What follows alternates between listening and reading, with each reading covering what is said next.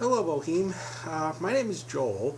I came across this video because someone had posted about you at it was actually a site for professionals in smoking cessation or smoking prevention.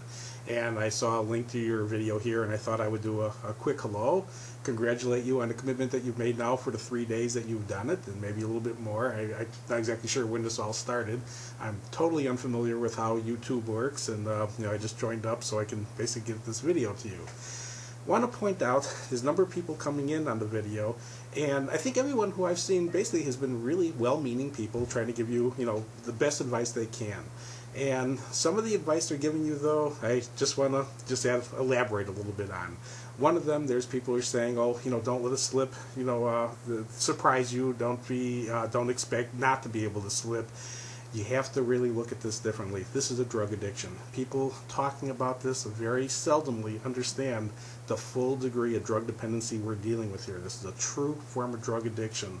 And there's certain words you need to throw out of your vocabulary are things like slip and just and only and puff. Those are all one word. That's relapse. It's a drug relapse. So I know you're going to be hearing this over and over from people that it's a normal part of the process. It is not. It is not a normal part of the process of people who are long-term ex-smokers who stayed off of smoking.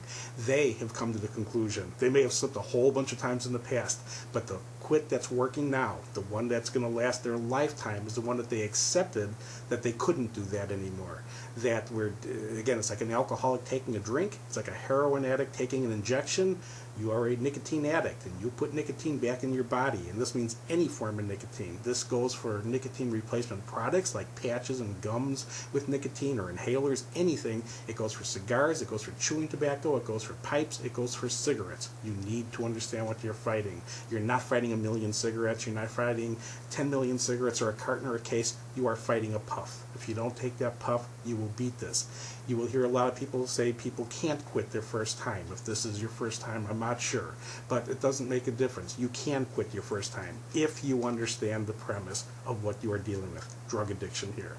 We have a site that can help you. I looked at YouTube's policies, and you're not supposed to put in commercial sites.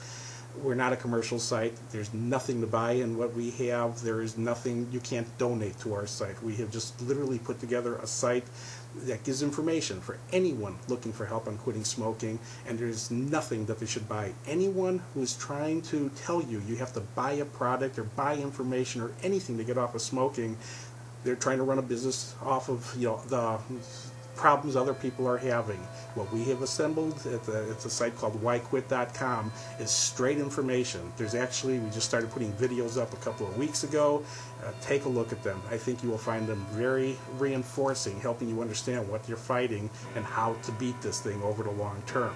So again, it's called whyquit.com. I hope you can get to the site and you find it helpful, and for everybody else reading here or watching here, that they find this information helpful for them. It's there for the taking. Good luck, and again, as long as you don't take a puff, you will succeed, and don't let anyone convince you otherwise. This is very possible.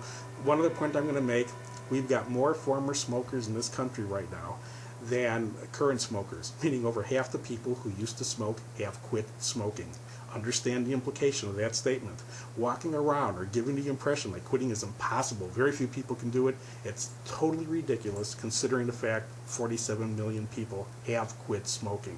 One other concept that's come up is how cold turkey is hard, cold turkey is almost impossible.